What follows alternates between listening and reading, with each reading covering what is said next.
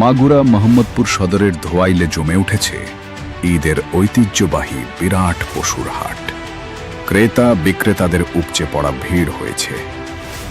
পবিত্র ঈদ উল আজহা উপলক্ষে মাগুরার মোহাম্মদপুর উপজেলার ধোয়াইল বাজারে ঐতিহ্যবাহী পশুর হাট পুরোদমে জমে উঠেছে। প্রতি বছরের ন্যায় এবারও ঈদকে সামনে রেখে এই হাটে বিরাট গরু ও ছাগলের সমাগম ঘটেছে। সরেজমিনে ধোয়াইল হাট ঘুরে দেখা গেছে সকাল থেকেই উপজেলার বিভিন্ন ইউনিয়ন সহ পার্শ্ববর্তী জেলা ও উপজেলা থেকে শত শত খামারি এবং গৃহস্থ তাদের পালিত গরু ও ছাগল নিয়ে হাটে হাজির হয়েছেন। হাটে মাঝারি ও ছোট আকারের দেশি গরুর চাহিদা সবচেয়ে বেশি।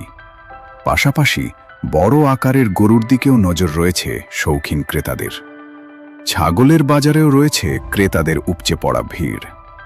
হাট পরিচালনা কমিটির পক্ষ থেকে জানানো হয়েছে, ক্রেতা ও বিক্রেতাদের নিরাপত্তা নিশ্চিত করতে এবং জাল নোট শনাক্তকরণে হাটে বিশেষ ব্যবস্থা নেওয়া হয়েছে। আইন শৃঙ্খলা রক্ষাকারী বাহিনীর পাশাপাশি হাটের নিজস্ব স্বেচ্ছাসেবক দল সার্বক্ষণিক দায়িত্ব পালন করছেন।